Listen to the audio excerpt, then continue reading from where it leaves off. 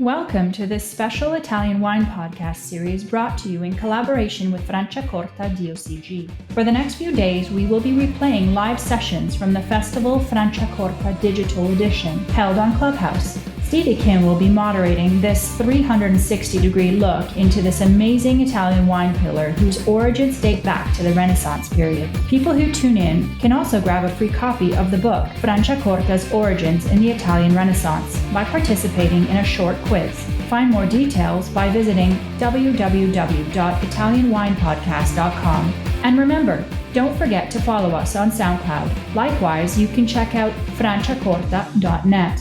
Now, on to our show. Swirl, sniff, sniff, sip, sip, and swirl. Once again, here we go. Swirl, sniff, sip, sniff. While you drink, don't forget these tasting tips. If you were to do a side-by-side blind tasting, with, let's say, with champagne and Franciacorta, of course, I know, that's often the comparison. How would you teach your students to differentiate or the different characteristics? I'm asking you to do a dry tasting, basically. Yeah. Thanks. One of the key differences for me is in the ripeness of the fruit, because you do tend to have this little bit more warmth. You can take advantage of the slopes a little bit more. You've got these moderating influences of Lago Iseo, which really help pump up the fruit character in a Franciacorta in comparison to the champagne.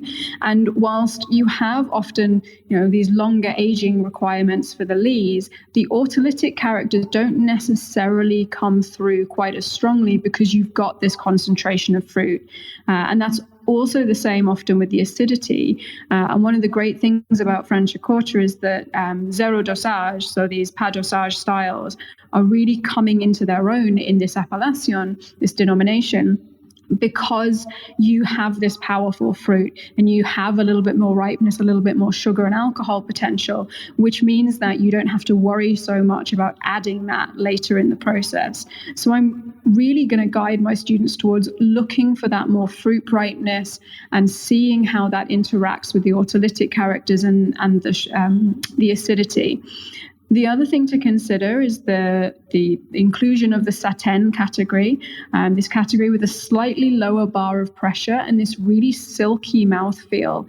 The WSET don't necessarily show Satin in their tastings. They're much more going to go towards just the standard kind of brut styles.